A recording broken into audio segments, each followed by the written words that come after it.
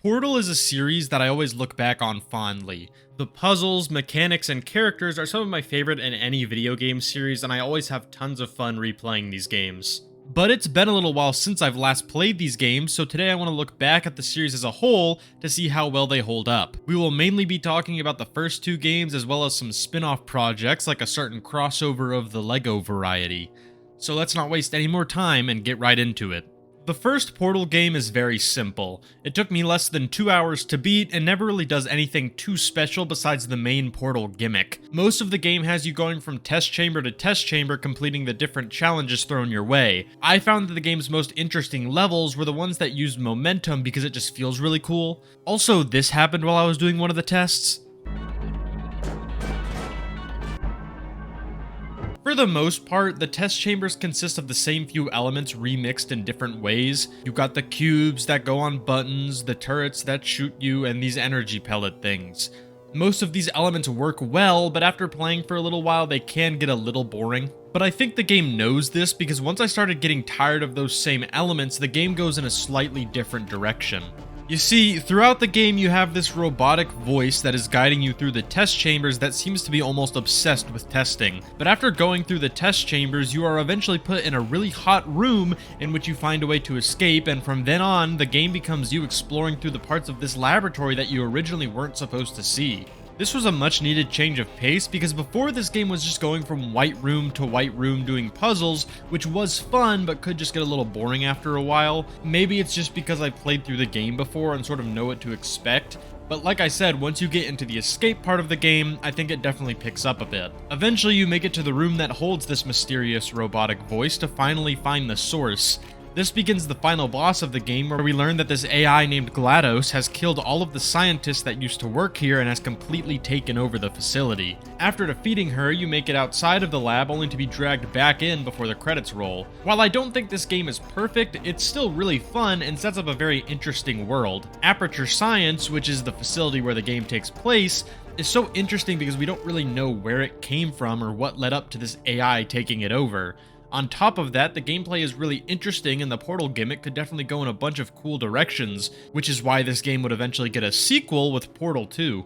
Portal 2 opens with our main character waking up in a stasis chamber meant to look like a hotel room. By the way, I forgot to mention while talking about the first game that the character you play as is a girl named Shell. Once you wake up, you do a few tests to make sure you are still functioning and then are put back to sleep. Then you are woken up again, except it seems to have been a very long time since you were last woken up. The game never says directly how long it's been, but the community seems to think that it's been around 50 to 50,000 years, so I hope that clears things up. One thing that is immediately noticeable in this game is that they rely on comedy a lot more than they did in the first. Now, this could have been a very bad thing if the comedy wasn't done well, but I think it's safe to say it was in good hands.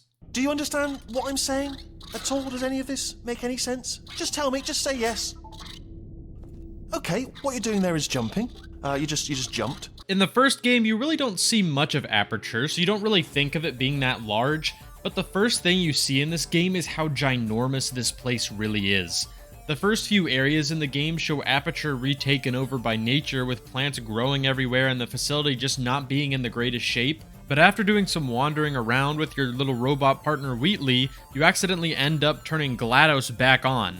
After this, the game goes back to the classic test chambers, except we have some new elements like these bounce pads and lasers. From here on, the game does a much better job in showing you new places, unlike the first game, which pretty much just had two different types of areas you could be in. You start in Aperture after being neglected for years, you go deep underground into the older sections of the facility to learn more about its origin, as well as introduce some really fun new puzzle elements with the gels, and you see a lot more moving parts throughout the facility. The gels introduced in this game are also extremely fun to use in the tests. Being able to bounce to higher places, gain momentum much faster, and create areas where you can place portals is just so much fun and makes the puzzles a lot more interesting than the ones in the first game. But one thing that I really love about this game is its story, as it introduces some very likable characters as well as improving some old ones. Obviously, there's Wheatley, who acts as your companion at the beginning of the game before you put him in control of the facility after defeating GLaDOS. After this, he becomes corrupt, puts GLaDOS in a potato and then sends you down to Old Aperture. I also feel that GLaDOS as a character is a lot more interesting in this game, as she is taken out of a position of power and then basically made useless. I think it was a cool idea to make the main villain of the first game your companion in this game, as it allows you to learn a lot more about them,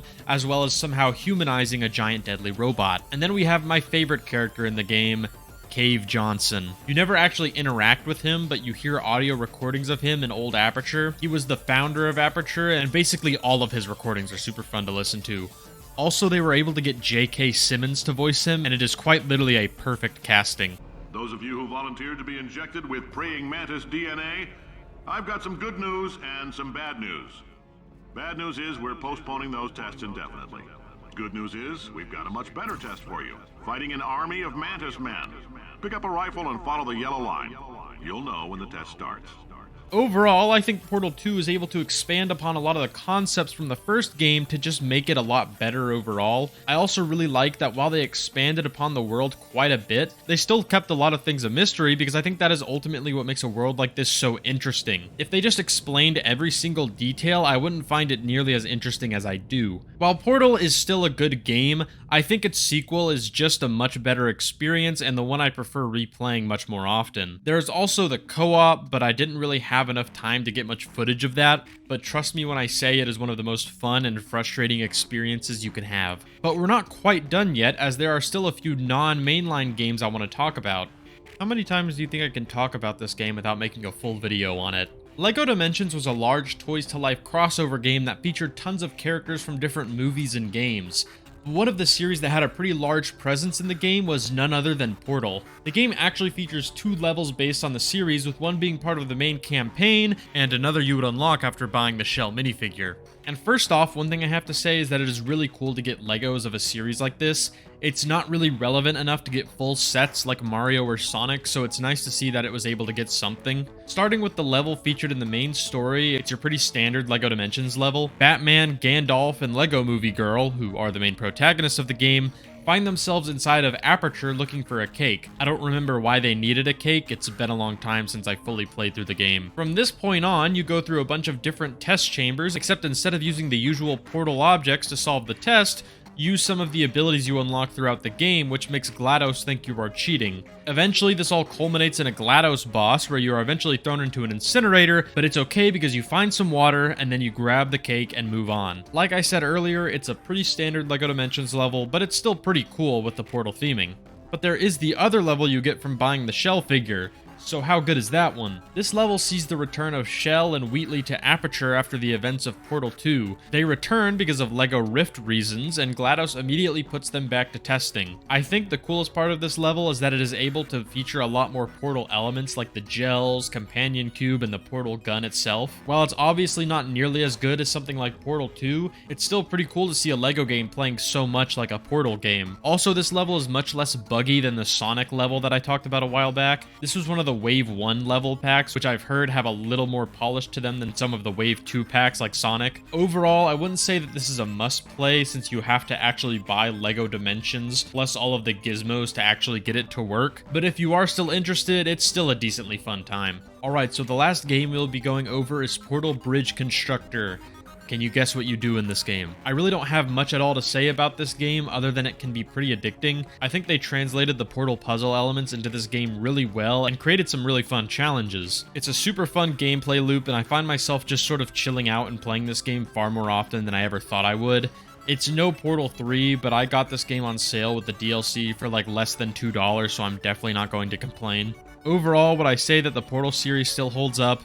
Yeah. The first game, while not amazing, laid the groundwork for Portal 2, letting it become the amazing game it is. And I even had a lot of fun playing through some of the side stuff, whether I was building bridges or trying to jump over gaps I wasn't supposed to as Sonic the Hedgehog. Okay, so to be honest, I can't really think of a good joke or anything to end the video on, so bye.